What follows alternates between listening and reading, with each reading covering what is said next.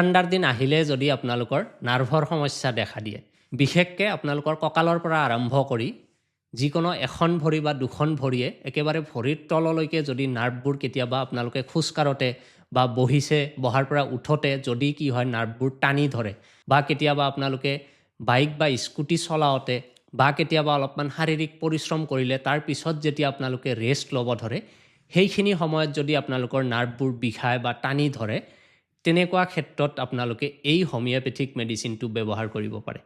বেছিভাগ ৰোগীৰ ক্ষেত্ৰত জাষ্ট এই এটা মেডিচিনতে এই সমস্যাবোৰ দূৰ হৈ যায়।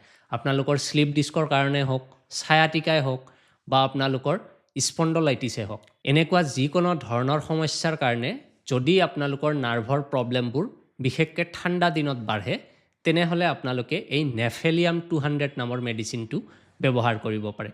মেডিচিনটো ছেফ হয়, আপোনালোকে ছেল্ফ মেডিকেটো কৰিব পাৰে। খালি মেডিচিনটো লওঁতে আপোনালোকে হোমিওপেথিক সেই গ্ল'বিউলছত বনাই কিনে ল'ব আৰু তাৰে 6টাকৈ গ্ল'বিউলছ দিনত 2বাৰ খাব আৰু জেনেৰেলি সপ্তাহ 10 দিন এইটো আপোনালোকে কণ্টিনিউ কৰিব।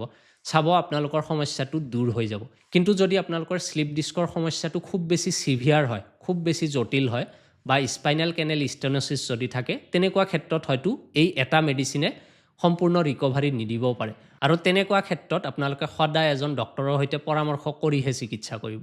অথেণ্টিক জাৰ্মান হোমিওপেথিক চিকিৎসাৰ সহায়ত এনেকুৱা ধৰণৰ সমস্যা খুব কম দিনৰ ভিতৰতে স্থায়ীভাৱে দূৰ কৰিব পাৰি। আপোনালোকে যদি মোৰ পৰা চিকিৎসা ল'ব বিচাৰে, এই স্ক্ৰীনত দিয়া নম্বৰটোত কল কৰি আপোনালোকে মোৰ চেম্বাৰটো ইয়াৰ চিকিৎসাৰ কাৰণে আহিব পাৰে।